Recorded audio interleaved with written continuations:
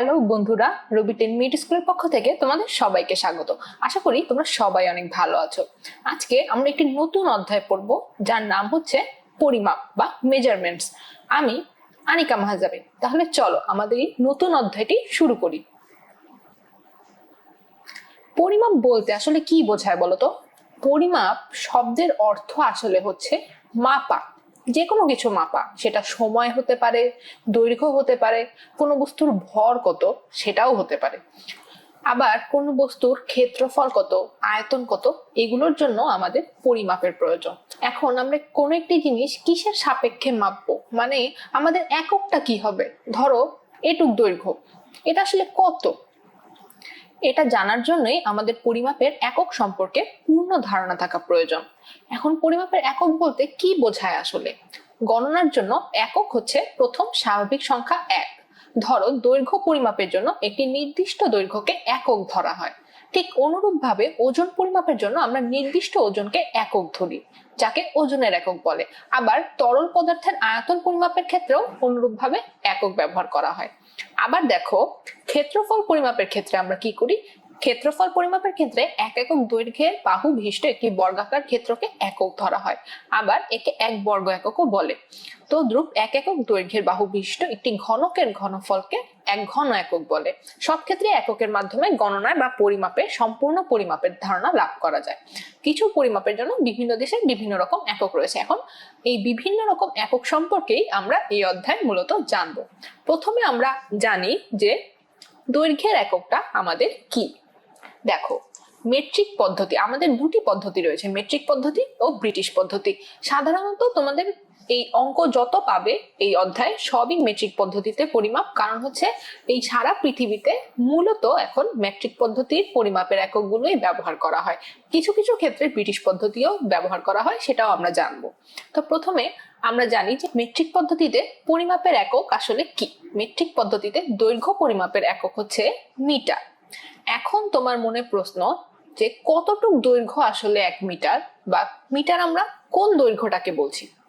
তো বিজ্ঞানীরা বা যারা এই একক বা পরিমাপ এসব জিনিস নিয়ে চিন্তা ভাবনা করে, তারা প্রথমে বলল যে আমরা এই যে পৃথিবী, ঠিক আছে, পৃথিবীর দুইটা মেরু, এটা তো জানো, এদিকে হচ্ছে আমাদের উত্তর মেরু, এদিকে হচ্ছে আমাদের দক্ষিণ মেরু। এবং এই যে এই রেখাটা দেখছো, এই রেখাটা হচ্ছে আমার বিষুব রেখা। তো তারা কি বললো যে এই উত্তর মেরু এবং এই যে আমার বিষুব রেখা, এই মাঝ বরাবর ধরো এখানে একটি শহর, যেটার নাম হচ্ছে প্যারিস, ফ্রান্সের রাজধানী প্যারিস। এর উপর দিয়ে যে দ্রাঘিমা রেখা যাচ্ছে, দ্রাঘিমা রেখা তোমরা কি বুঝো? দ্রাঘিমা রেখা হচ্ছে এই উত্তর মেরু ও দক্ষিণ মেরু বরাবর কতগুলো রেখা কল্পনা করা হয় পৃথিবীর উপরে, এগুলোকে আমরা দ্রাঘিমা রেখা বলি। তো তাদের কথা যে এই ফ্রান্সের রাজধানী প্যারিস এবং এই বিষুবরেখা পর্যন্ত যে দ্রাঘিমা রেখাটি রয়েছে, তার দৈর্ঘ্যের 1 কোটি ভাগের 1 ভাগ হচ্ছে আমার 1 মিটার দৈর্ঘ্য। তো তারা এভাবে 1 মিটার দৈর্ঘ্যকে উপস্থাপন করলো। তো এটা খুব একটু জটিল হয়ে গেল, কারণ হচ্ছে তোমার এত বড় দৈর্ঘ্য, তার 1 কোটি ভাগের 1 ভাগ কতটুক আসলে, এটুক আসলে সবার জন্য বুঝতে পারা সম্ভব হচ্ছিল না। এজন্য পরবর্তীতে দৈর্ঘ্যের একক মিটারের একটি নতুন সংজ্ঞা আসলো। সেটা হচ্ছে যে প্যারিসের মিউজিয়ামে রক্ষিত একখণ্ড প্লাটিনামের রডের যে দৈর্ঘ্য, সেটিকেই তারা 1 মিটার হিসেবে স্বীকৃত করলো। অর্থাৎ এই মিউজিয়ামে একটি রড রয়েছে, সেই রডটির যতটুক দৈর্ঘ্য, ঠিক আছে, সেটুকি হচ্ছে আমার 1 মিটার। তো এখন যে কারো কাছে এই 1 মিটারের কনসেপ্টটি কিন্তু আরো বেশি পরিষ্কার হয়ে গেল, কারণ তোমার প্রথম ক্ষেত্রে যেটা কল্পনা করা লাগতো যে এই দ্রাঘিমা রেখা, এটি তো অনেক বড় একটি দৈর্ঘ্য, তো এর 1 কোটি ভাগের 1 ভাগ হচ্ছে আমার 1 মিটার। তো পরবর্তীতে যে সংজ্ঞাটি আসলো বা পরবর্তীতে যে স্বীকৃতিটি আসলো, তাতে কিন্তু তোমার 1 মিটার আসলে কত এটা বোঝা যে কারোর জন্যই খুব সহজ হয়ে গেল। তুমি প্যারিসের ওই মিউজিয়ামে গিয়ে রডটি দেখে আসলে বুঝতে পারবে, আচ্ছা এটা হচ্ছে আমার 1 মিটার। তো এভাবে তোমার জন্য 1 মিটার কত সেটি বোঝা অনেক সহজ হয়ে গেল। তো এটি হচ্ছে এখন বর্তমানে প্রচলিত 1 মিটারের স্বীকৃতি। এখন চলো আমরা দেখি যে মেট্রিক পদ্ধতিতে মিটার ছাড়া দৈর্ঘ্য পরিমাপের জন্য আর কি কি একক ব্যবহার করা হয়? যেমন দেখো, দৈর্ঘ্যের পরিমাণ যদি ছোট হয় সেক্ষেত্রে আমরা সেন্টিমিটার একক ব্যবহার করি, আবার দৈর্ঘ্যের পরিমাপ যদি বড় হয় সেক্ষেত্রে আমরা কিলোমিটার একক ব্যবহার করি। এখন তুমি তো জানলে এতক্ষণ যে 1 মিটার আসলে কতটুক দৈর্ঘ্য, তাই না? এখন তোমার মনে প্রশ্ন, তাহলে সেন্টিমিটার বা কিলোমিটার যে কতটুক দৈর্ঘ্য এটা আমি কিভাবে বুঝবো? তো আসো আমরা একটি ছক দেখি। এখানে তোমরা একটি ছক দেখতে পাচ্ছ, তাই না? এই মেট্রিক পদ্ধতিতে মিটার যেভাবে সাজানো রয়েছে, ওজনের একক গ্রাম এবং তরল পদার্থের আয়তনের একক লিটার, এগুলো কিন্তু একইভাবে সাজানো রয়েছে। তো আপাতত আমরা দৈর্ঘ্য পরিমাপের একক মিটার দিয়েই ব্যাপারটা বুঝি। যেমন মনে করো যে এই দৈর্ঘ্য পরিমাপের একক হচ্ছে আমার মিটার, তাই না? এই মিটারের 1000 বা সহস্র গুণ হচ্ছে কিলোমিটার, ঠিক আছে? এর 100 গুণ হচ্ছে হেক্টোমিটার, এর 10 গুণ হচ্ছে ডেকামিটার। কিন্তু এই মিটার থেকে তোমার ছোট একক হচ্ছে ডেসিমিটার, 10 গুণ ছোট। 100 গুণ ছোট হচ্ছে সেন্টিমিটার এবং 1000 গুণ ছোট হচ্ছে মিলিমিটার। এখন তোমার কথা যে এখানে আমরা এই এককের কনভার্সন গুলা কিভাবে করব? আমি তোমাদের সবচেয়ে ভালো বুদ্ধি যেটা দিব সেটা হচ্ছে, মনে করো এই যে সিরিয়ালটা, এটা তোমরা মনে রাখবে, কিলো, হেক্টর, ডেকা, মিটার, তারপর হচ্ছে তোমার ডেসি, সেন্টি, মিলি।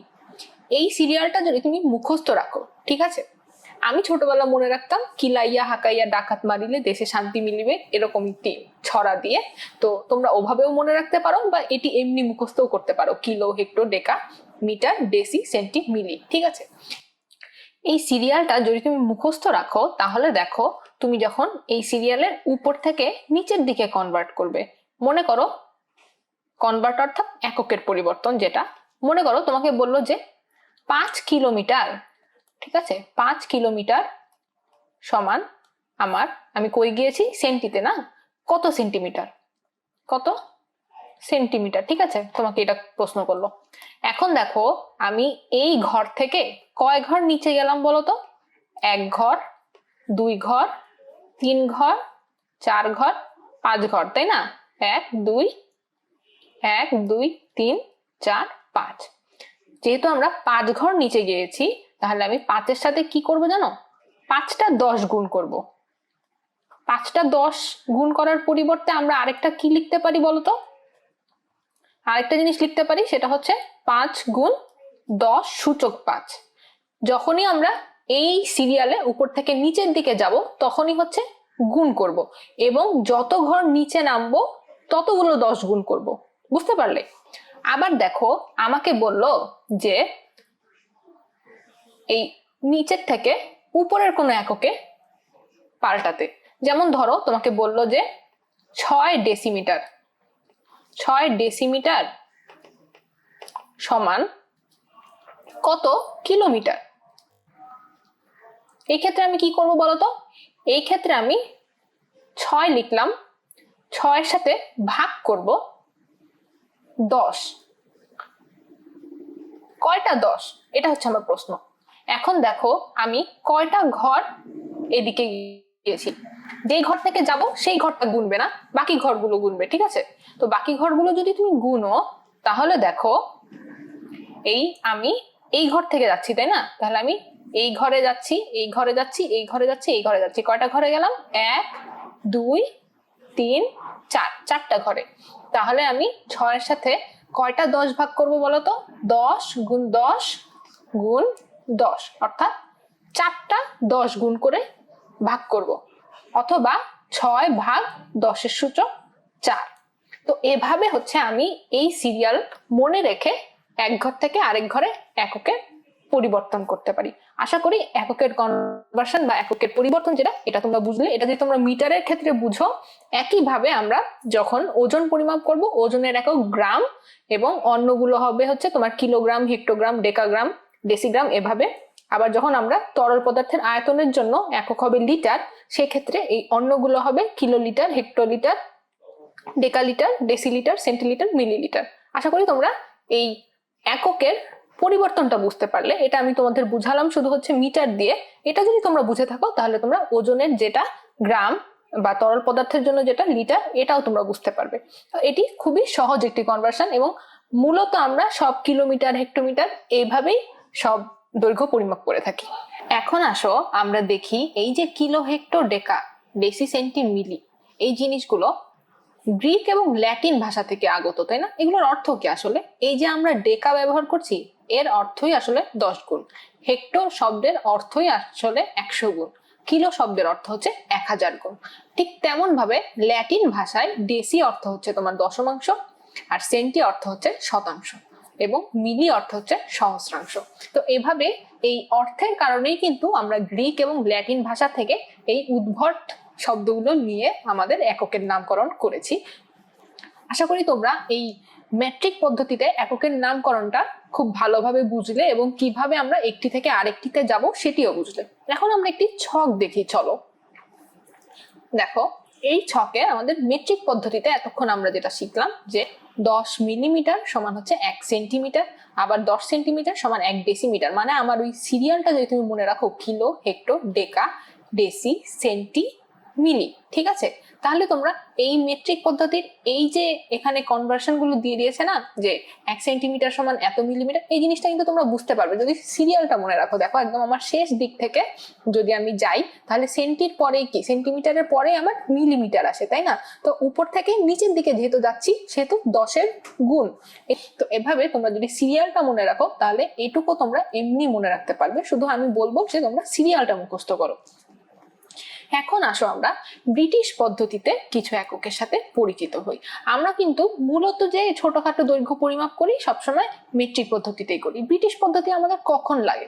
যখন আমরা কিছু বড় দৈর্ঘ্য পরিমাপ করি। যেমন আমরা যখন নিজেদের উচ্চতা পরিমাপ করি, এটা কিন্তু আমরা ফুটে হিসাব করি। তোমাকে যখন কেউ বলে যে তোমার হাইট কত বা তোমার উচ্চতা কত, তুমি কিন্তু কখনো বলো না যে আমার হাইট এত সেন্টিমিটার বা মিলিমিটার, কারণ আসলে সেন্টিমিটার বা মিলিমিটারে উচ্চতা মাপাটা আসলে খুবই বোকার মতো কাজ হবে। এটা খুব ছোট দৈর্ঘ্য, সেন্টিমিটার, মিলিমিটার, এগুলোতে আসলে আমাদের উচ্চতা বা বড় কোনো দৈর্ঘ্য মাপা ঠিক হয় না। সেই জন্য আমরা ব্রিটিশ পদ্ধতি ব্যবহার করি। তো ব্রিটিশ পদ্ধতিতে দেখো, 12 ইঞ্চি সমান আমরা ধরি 1 ফুট। আমরা কিছু স্কেলেও কিন্তু ইঞ্চি, ফুট এই এককগুলো দেখে থাকি। আবার আরেকটি ব্রিটিশ একক আছে, সেটা হচ্ছে গজ। গজ আমরা কখন ব্যবহার করতে দেখি বলতো? তোমরা যদি দোকানে কখনো কাপড় কিনতে গিয়ে থাকো, তখন দেখবে যে তারা বলে যে কত গজ কাপড় দিবেন বা কি, সেই ক্ষেত্রে কিন্তু তারা গজে হিসাব করে। আবার মাইল, মাইলও কিন্তু একটি দৈর্ঘ্য পরিমাপের একক। তোমরা যদি কখনো অঙ্কে লক্ষ্য করে থাকো, অনেক সময় কিন্তু কোনো গাড়ি কত দূরত্ব অতিক্রম করলো, এগুলো মাইলে উল্লেখ করা থাকে। তো এখন তোমার কথা যে এটি মাইলে কেন উল্লেখ করলো, কিলোমিটারেও তো করতে পারতো। এর একটি কারণ আছে। কারণ কি জানো? ইউনাইটেড স্টেটস বা ইউএসএ তে কিন্তু এখনো এই গাড়িতে যে দৈর্ঘ্যের হিসাবটা, এটি মাইলে করা হয়। আমাদের দেশে বা অন্যান্য জায়গায় যদিও বা কিলোমিটারে করা হয়, ইউএসএ তে মাইলে করা হয়। তো সুতরাং দেখা যাচ্ছে যে এই ব্রিটিশ পদ্ধতির এককগুলো অনেক জায়গায় এখনো চলে। আবার দেখো, এই 6080 ফুট সমান 1 নটিক্যাল মাইল। এই নটিক্যাল মাইলটা কি বলতো? নটিক্যাল মাইল এককটা ব্যবহার করা হয় সমুদ্র ক্ষেত্রে, যখন জাহাজের দূরত্ব পরিমাপ করা হয়, সেক্ষেত্রে এই নটিক্যাল মাইলটা ব্যবহার করা হয়। আবার দেখো, 220 গজ সমান 1 ফারলং, আবার 8 ফারলং সমান 1 মাইল। ফারলংও কিন্তু একটি নতুন একক। তো এই ব্রিটিশ পদ্ধতির এককের কনভার্সন গুলো তোমাদের বা এই এককের পরিবর্তন গুলো তোমাদের একটু মুখস্থ রাখতে হবে। কারণ অনেক সময় অঙ্কে দেখবে তোমাকে, ধরো একটি অঙ্কে সব জায়গায় উল্লেখ করলো হচ্ছে ফুট দিয়ে, তোমাকে শেষে গিয়ে বললো যে উত্তর মাইলে দিতে। সেক্ষেত্রে কিন্তু তোমার এই এককের পরিবর্তন গুলো মুখস্থ না থাকলে তুমি করতে পারবে না। এখন আসো আমরা মেট্রিক ও ব্রিটিশ পরিমাপের যে এককগুলো, তাদের সম্পর্ক দেখি। এখানে দেখো, এই যে ইঞ্চি, ইঞ্চির সাথে আমরা যে মেট্রিক পরিমাপের একক, মেট্রিক পদ্ধতিতে পরিমাপের একক সেন্টিমিটার দেখলাম, তার কিন্তু একটি সম্পর্ক রয়েছে। যেমন 1 ইঞ্চি সমান 2.54 সেন্টিমিটার। এখন তোমার কথা যে এই সম্পর্কগুলো কেন মনে রাখতে হবে? একটা জিনিস দেখো, তুমি যদি এই সম্পর্কটা মনে রাখো, তাহলে কিন্তু তুমি এই সম্পর্কটা বের করতে পারবে। কিভাবে বলো তো? দেখো, আমরা কি জানি যে 1 সেন্টিমিটার সমান, আমরা যদি মনে করি তাহলে মিটার, ডেসি, সেন্টি, তাই না? তাহলে মিটার কিন্তু সেন্টিমিটারের 2 ঘর উপরে। তাহলে 1 সেন্টিমিটার সমান 1/10 গুণ 10, দুইটা 10-এর গুণফল এত মিটার। তাহলে 1 মিটার সমান কত? 1 মিটার সমান আমার 100 সেন্টিমিটার। ঠিক আছে, 1 মিটার সমান 100 সেন্টিমিটার। এখন এখানে দেখো যে 2.54 সেন্টিমিটার সমান 1 ইঞ্চি, তাই না? তাহলে তোমরা বলতে পারো যে 100 সেন্টিমিটার সমান আমার কত ইঞ্চি? 100 ভাগ 2.54, এই 100 সেন্টিমিটার বলতে কিন্তু আমার 1 মিটার বোঝাচ্ছে। তো এটা যদি তুমি করো তাহলে দেখবে তুমি পাবে 39.37 ইঞ্চি। এভাবে তোমরা যদি এই দিকে একটি কনভার্সন বা একটি রূপান্তর মনে রাখো, আরেকটি তোমরা কিন্তু বের করে নিতে পারবে। সবগুলো তোমাদের মুখস্থ রাখা লাগবেও না। এই অধ্যায়ে তোমরা কিছু কিছু একক রূপান্তর মনে রাখবে, আবার কিছু কিছু তোমরা যেগুলো বের করে নিতে পারো সেগুলো বের করে রাখবে। সব মুখস্থ আসলে মাথায় রাখা সম্ভব না, যেটুক পর্যন্ত পারা যায় আর কি তোমরা চেষ্টা করবে, আর বাকিগুলো তোমরা এভাবে বের করে নেওয়ার চেষ্টা করবে। এখন দৈর্ঘ্য পরিমাপ আমাদের কোন কোন ক্ষেত্রে ব্যবহার হয়? একটি আছে যে আমাদের উচ্চতা নির্ণয়। দেখো আমাদের যে উচ্চতা সব বয়সে কি সমান থাকে বলো? ধরো আমাদের 3-4 বছর বয়সে যে উচ্চতা, সেটা কিন্তু কয়েকদিন পর বৃদ্ধি পায়, আবার কয়েকদিন পর আমাদের উচ্চতা বৃদ্ধি পায়। তো এভাবে আমরা হিসাব রাখি কিভাবে যে আমার উচ্চতা কত বাড়ছে, বা আমার হাইট এই ক্লাস 4-এ কত ছিল, বা ক্লাস 9-এ এখন, বা 8-এ কত হয়েছে। এটা কিন্তু সবসময় আমরা একটি স্কেলের সাহায্যে মেপে জানতে পারি। তো আরো দেখো আমরা রুলার ব্যবহার করি। এই রুলার কিন্তু আমাদের প্রত্যেকের ব্যাগেই, স্কুলে যাওয়ার সময় আমরা প্রত্যেকেই ব্যাগে এই রুলার রাখি। এই রুলার গুলো হচ্ছে আমরা ছোট দৈর্ঘ্য পরিমাপের ক্ষেত্রে ব্যবহার করি। যেমন ধরো স্কুলে গিয়ে আমাদের যদি কোনো জ্যামিতিক চিত্র আঁকতে বলে, তখন আমরা পরিমাপ করি কত সেন্টিমিটার রেখাংশের দৈর্ঘ্য। এগুলোর ক্ষেত্রে আমাদের রুলার খুবই প্রয়োজনীয়। আবার দেখো বিভিন্ন রাস্তার দৈর্ঘ্য পরিমাপ, কিংবা আমরা যদি টেইলরের কাছে যাই তাহলে আমাদের জামা কাপড়ের পরিমাপ, এগুলো করার জন্য তারা কিন্তু একটি ফিতা ব্যবহার করে। এই ফিতা বুঝলে, এই ফিতা হচ্ছে 30 মিটার বা 100 ফুট লম্বা হয়ে থাকে। একটু বড় দৈর্ঘ্য পরিমাপের জন্য এই ফিতা ব্যবহার করা হয়। এখন দেখি আমরা যে রুলার বা স্কেল ব্যবহার করি এটার এককগুলা কেমন থাকে। ধরো আমাদের যে সেন্টিমিটার স্কেল, এই সেন্টিমিটার স্কেলটা আমি যদি একটু জুম করে তোমাদেরকে দেখাই, দেখো এর প্রত্যেকটি ঘর কিন্তু 1 সেন্টিমিটার করে, এই যে 1 সেন্টিমিটার। ঠিক আছে, এখন দেখো আমরা আরেকটু জুম করে দেখি যে এই 1 সেন্টিমিটারের ভেতরে যে দাগগুলো, এটি দিয়ে আমাদের কি বোঝাচ্ছে। দেখো এখানে এই 1 সেন্টিমিটারের যে ভেতরে যে প্রত্যেকটি দাগ, সেগুলোর পার্থক্য কিন্তু 1 মিলিমিটার করে। তাহলে এখানে কয়টি 1 মিলিমিটার আছে দেখো তো। এখানে 1, 2, 3, 4, 5, 6, 7, 8, 9, 10, 10টি 1 মিলিমিটার আছে এই 1 সেন্টিমিটার দৈর্ঘ্যের ভেতরে। তাহলে আমরা এখান থেকে কি বুঝতে পারি বলতো? 1 সেন্টিমিটার সমান 10 মিলিমিটার। এই সম্পর্কটি কিন্তু আমরা একটু আগেও পড়ে এসেছি যে 1 সেন্টিমিটার সমান 10 মিলিমিটার, যেহেতু ওই যে আমাদের যে সিরিয়াল সেখানে উপর থেকে নিচের দিকে যাচ্ছি আমরা। তো এই যে আমরা শিখে আসছি এই সূত্রগুলো ব্যবহার করে কিন্তু এই যে রুলার, তারপর হচ্ছে আমাদের মাপের ফিতা, এই জিনিসগুলো তৈরি করা হয়। এখন আসো আমরা আরেকটি স্কেল দেখি। এই স্কেলে দেখো আমাদের একদিকে রয়েছে ইঞ্চি, অর্থাৎ এই স্কেলের সাহায্যে আমরা ইঞ্চিতে পরিমাপ করি। এখানে দেখো মোট 12 ইঞ্চি, অর্থাৎ 1 ফিটের একটি স্কেল এটি। এখানে দেখো আমরা যদি একটু জুম করে দেখি তাহলে আমাদের এই যে প্রত্যেকটি দৈর্ঘ্য, প্রত্যেকটি হচ্ছে 1 ইঞ্চি করে, আর এর অর্ধেক হচ্ছে আমাদের হাফ ইঞ্চি করে। এখন দেখো আমরা আরেকটি স্কেল দেখি। এই স্কেলে দেখো আমাদের একদিকে আমরা মেপে থাকি সেন্টিমিটারে এবং অন্যদিকে আমরা মেপে থাকি ইঞ্চিতে। অর্থাৎ এই স্কেল ব্যবহার করে আমরা সেন্টিমিটার, ইঞ্চি দুইভাবেই কিন্তু পরিমাপ করতে পারছি। আমি তোমাদেরকে বলবো তোমরা দোকানে গেলে এই স্কেলটি কিনবে। দেখি তোমাদের কাজ কি হবে। তোমাদের কাজ হবে, একটি কাজ হবে স্কেল দিয়ে তোমার বেঞ্চের দৈর্ঘ্য ইঞ্চি ও সেন্টিমিটারে মাপা। যেহেতু আমি তোমাকে 2 রকম স্কেলই দেখিয়েছি, ইঞ্চি আর সেন্টিমিটার, আশা করি এটা তোমরা করতে পারবে। তারপরে 1 মিটার সমান কত ইঞ্চি, এটি তোমরা বের করবে। আবার সেই সম্পর্ক থেকে কত মাইল বা কত কিলোমিটার হতে পারে সেটাও নির্ণয় করবে। আশা করি এতক্ষণ তোমরা যা শিখলে সেখান থেকে তোমরা কাজ দুটি করতে পারবে। আজকে পর্যন্ত আমরা যা দেখালাম এগুলো তোমরা একটু দেখবে এবং বোঝার চেষ্টা করবে। দেখা হবে দ্বিতীয় পর্বে। ধন্যবাদ।